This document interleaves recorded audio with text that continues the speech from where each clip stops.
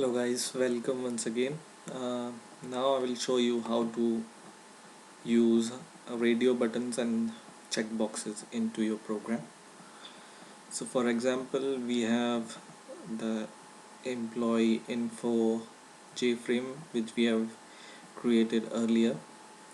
In this we have some information of the employee like his employee ID, his name, surname and age. And now we want to add one more information of the employee into our program, which is gender. So for example, he may be male or female. So I will add a radio button or checkbox to decide whether he is a male or female. So let's get started. So first of all, make a label and name it as gender, and then go to your palette and take a radio button and place it before your gender, and I will name my radio button as male. First is male, and similarly I will take one more radio button for female,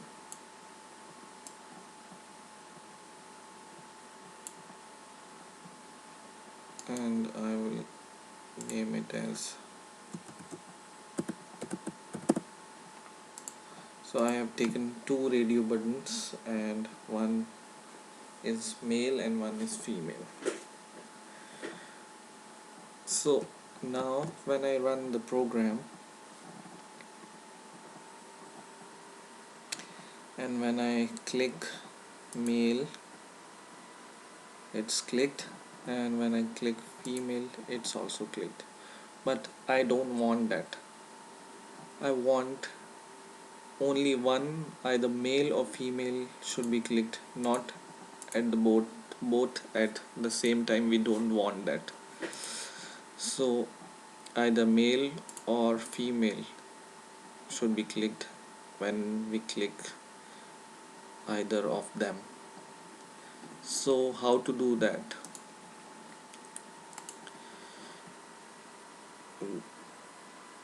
What we have to do is go to your palette and take a button group and drag into your JFrame.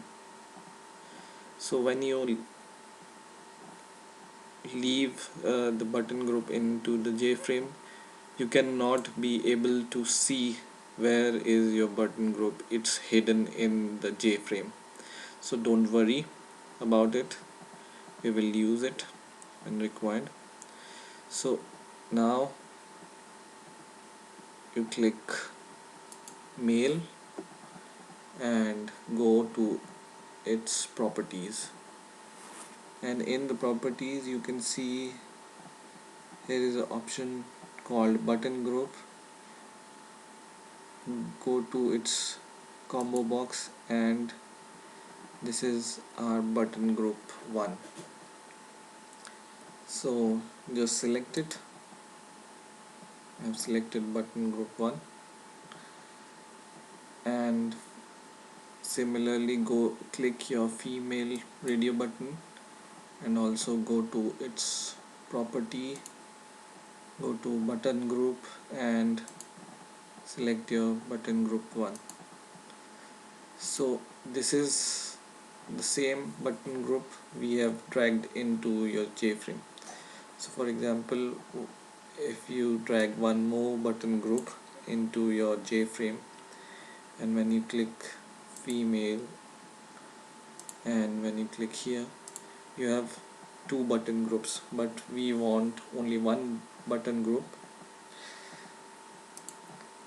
in our program. So you can see when you click female, you can see they are grouped in a group number 1. So now when you run the program,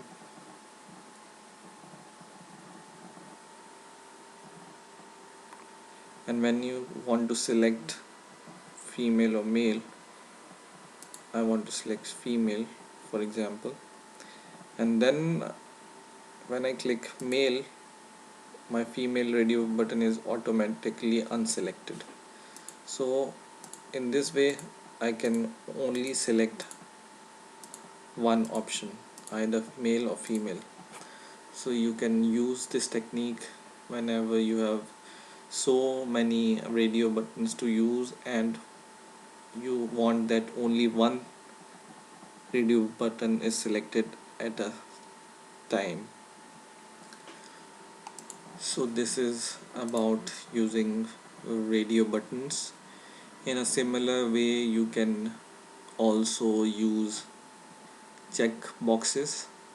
There is no difference in check boxes and the radio buttons other than the appearance.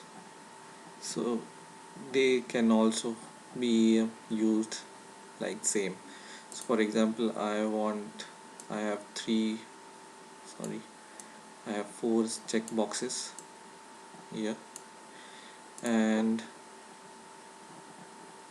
I know I have 2 button groups. One I have assigned to this, and second I want to assign to this 4 check boxes so that only one can be selected at the same time. So I will select 1, 2, 3, 4 by my control button, pressing my control button and selecting. I will right click, go to the properties, and I will go to the button group property, and I will click button group 2. So these 4 are connected with the help of button group 2, and now when I run the program,